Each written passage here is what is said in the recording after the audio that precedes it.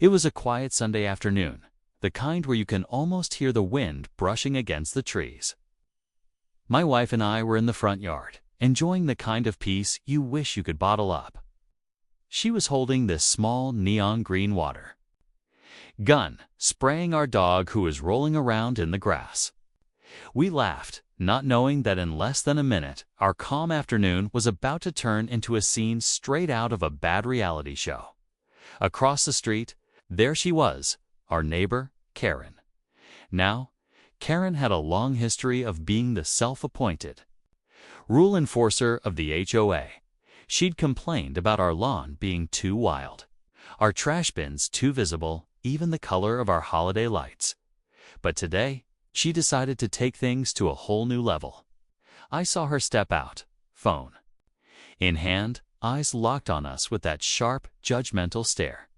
I didn't think much of it until I noticed her talking fast into her phone, glancing our way like she was watching a crime in progress. Minutes later, the sound of sirens broke the calm. A police cruiser turned the corner and stopped right in front of our house. My heart sank as two officers stepped out, hands on their belts, their expressions dead serious. They headed straight toward my wife.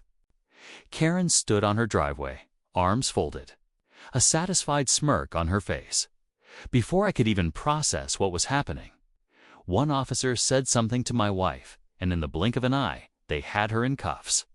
I stood frozen, trying to piece together what Karen had told them, because whatever it was enough to make them believe she'd done something dangerous. And that's when I realized this was only the beginning. The whole scene felt unreal, like I'd stepped into someone else's nightmare. My wife kept asking what was going on, her voice shaky but calm, and the officers just told her to stay quiet while they finished their safety check. I kept trying to talk to them, but one officer asked me to stand back, as if I was a threat to Pred. That's when I noticed Karen inching closer, still holding her phone like she was ready to film the whole thing for her personal victory archive. From the way she was acting, you'd think my wife had been waving around a real firearm in broad daylight. But the so-called gun was still lying on the grass, cheap plastic, bright green water toy, shaped like a space blaster you'd find in a kid's aisle. The kind of thing no reasonable person would mistake for a weapon. Yet, somehow, Karen had managed to make the situation sound dangerous enough to bring police rushing to our home. We'd had run-ins with her before, but nothing like this. There was the time she called the HOA because our dog barked too much during the day, and another time she accused us of parking illegally in our own driveway. Each time, she acted as if she was just keeping the neighborhood safe. I used to think it was just petty neighbor drama, but now, watching my wife being led toward a police car over something so ridiculous, I started wondering if Karen had been looking for an opportunity like this all along. The officers didn't seem interested in hearing my side. One of them was already talking into his radio, and the other kept glancing toward Karen as if she was the star witness. My stomach sank. I had no idea how far this was about to go, or what Karen had told them to make them believe her so quickly. As my wife sat in the back of the cruiser, her hands cuffed and her eyes searching for answers in mine, I couldn't stop replaying the last 5 minutes in my head.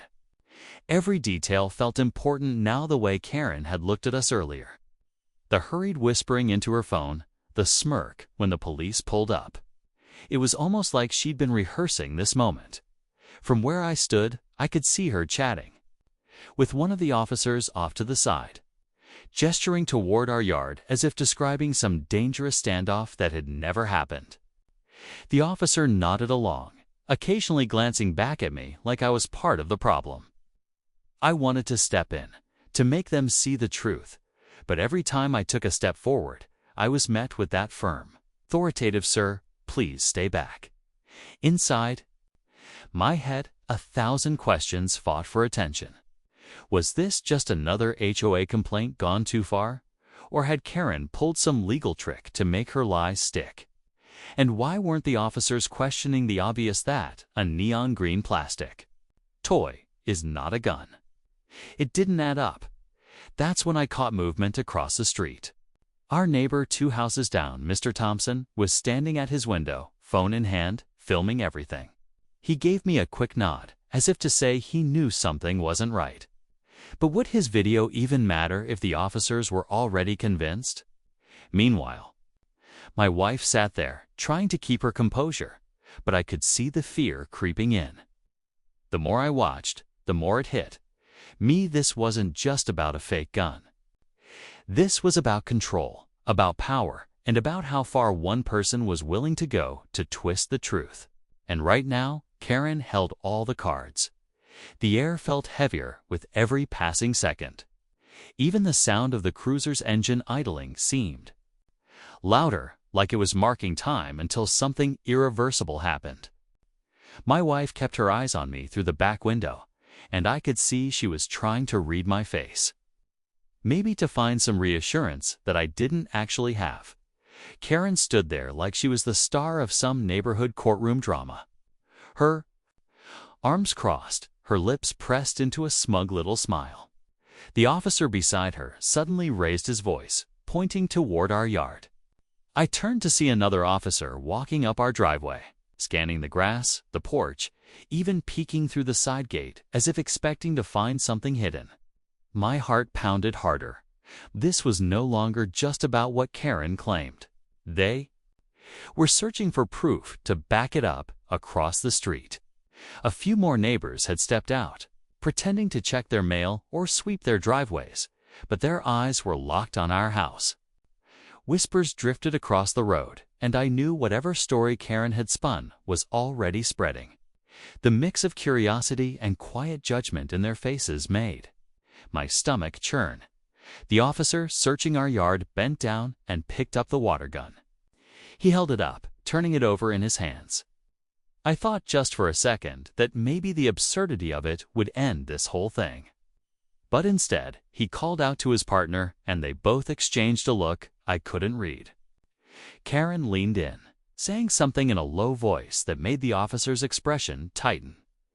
That was when one of the officers started walking toward me, his hand resting just above his holster, his tone low but firm as he said, "Sir, we need to talk."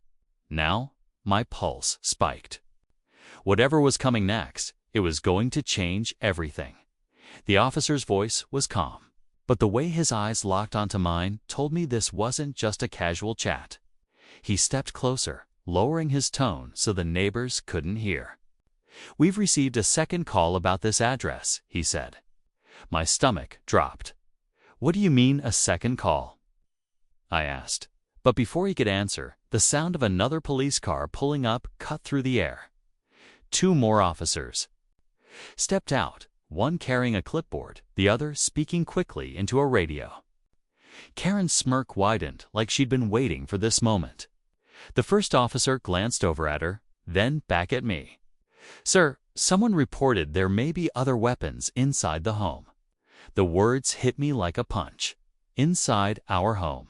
I knew there was nothing, no real weapons, no reason for them to believe such a thing. But if they had probable cause from a second witness, it could mean a search. My mind raced. Who else would call? Then it clicked. Karen had an ally in the neighborhood. This could be a coordinated move. From the corner of my eye, saw Mrs. Levine from next door step out onto her porch, phone still in her hand, whispering into it while looking straight at our house. She had always kept her distance, but now her expression was strangely tense, almost nervous. Could she be the second caller?